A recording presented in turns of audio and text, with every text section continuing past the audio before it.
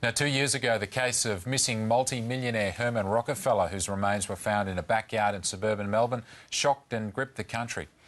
A new book has been written about the case, The Double Life of Herman Rockefeller, the true story of the multi-millionaire who didn't come home and the swingers who led him to the wrong side. Hilary Bonney is the author and she joins us now in the studio. Thanks for being with us. It's a pleasure. It's a pretty extraordinary story. It's not surprising it made your writer's fingers itch. What made you want to turn this story and get all the details and get to the bottom of it? Well, it was very intriguing from the start, and it was a combination of sex and death, and that always it fires up everybody's imagination. Just remind some people around the country that may not have been totally connected to the story that happened in Melbourne. Who was Herman Rockefeller? Herman Rockefeller was a multi-millionaire who lived in East Malvern in Melbourne, an expensive suburb, and from all accounts he had a very normal, happy, very successful life, and he had everything that you'd think that he'd want. But he didn't have everything. He wanted something else, and what that was sex with strangers on the other side of town.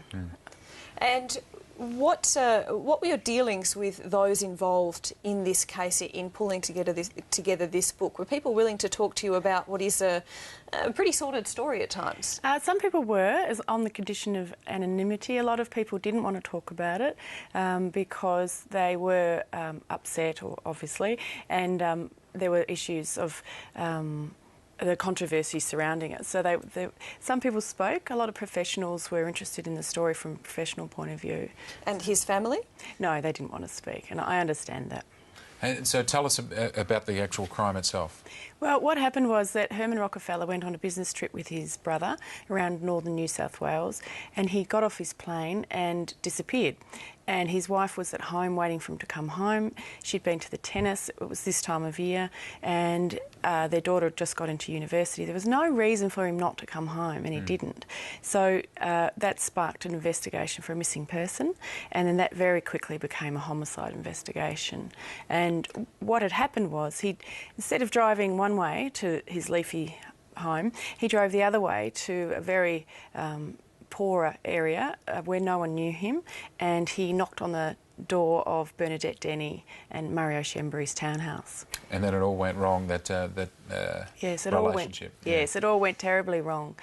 And why are people so consumed by these stories that happen in the suburbs? There was the Society Murders was another one that fascinated a lot of people. One of your books as well. Which I wrote. Yeah. Yes, I think that the fascination is that we do have a class society in Australia. We pretend we don't, but we do. And both those murders involve people that are not normally in the papers, in criminal pages or reporting about criminal events. And so this story, particularly the story of Herman Rockefeller, is a real clash of class and a real mystery in a sense of why would those two classes meet, because these people would never have met in their normal lives. Now, your book is quite a forensic account of what happened. It gives a lot of the detail about the investigation, how it came about, the forensic process as well. But you open the book with how you see his thoughts might have been of Herman Rockefeller when he was in church itself. Were you tempted to turn the whole book into perhaps a more fictionalised account, or was that just an attempt to set a bit of the scene? It was a bit of both. It was tempting to imagine his viewpoint because I think that made the book come alive in a sense. I hope it did. Because he's not with us anymore, you have to imagine what would be going through his head. And I did a lot of research with psychologists who said that it would be almost like having two channels broadcasting in your mind. So I wanted a bit of the other channel, the dark channel, if you can put it that way, before we get to the forensics.